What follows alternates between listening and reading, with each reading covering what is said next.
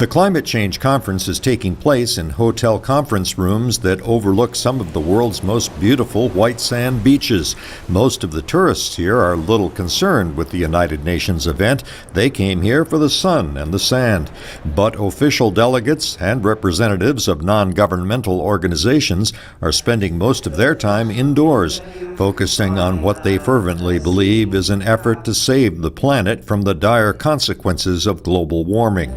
One area where an advance is quite possible is a program to counter deforestation called REDD, an acronym for Reducing Emissions from Deforestation and Degradation.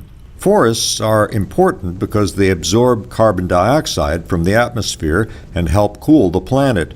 Various groups working to facilitate an agreement on this issue have been meeting here to develop a plan for the payment of up to $38 billion by developed nations to support forest preservation in poor nations.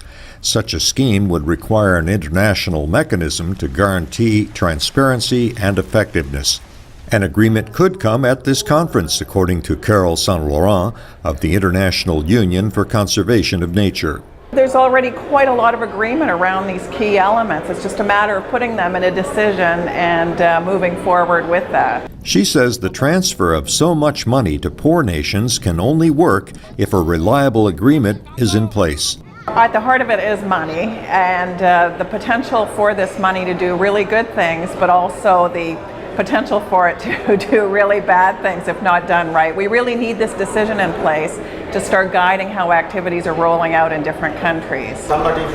Syed Mahmood Nasir, a delegate from Pakistan, says disaster in his homeland has convinced people of the urgent need to confront global warming. After the recent floods, it has become the main concern because the floods were so devastating, and now people are seeing that these were due to climate change. He says his country favors implementation of the REDD program because it provides a market mechanism to counter the profits available to those who cut down forests for lumber. Ideally, when REDD will work, it will be a market-based system where somebody is paying for a ton of carbon sequestered in a country like Pakistan with community involvement, with full prior informed consent of the communities. Not all activity at this conference involves intense meetings. The Mexican hosts are providing conference participants with nightly entertainment as well as social events with a focus on environmental education. There are also activities for children here at a climate change village where educational displays and activities help kids get on top of the issue. Environmental experts say children should be included here since they are the ones who will face the consequences in the future if the world fails to take effective action now. Greg Flakus, VOA News, Cancun, Mexico.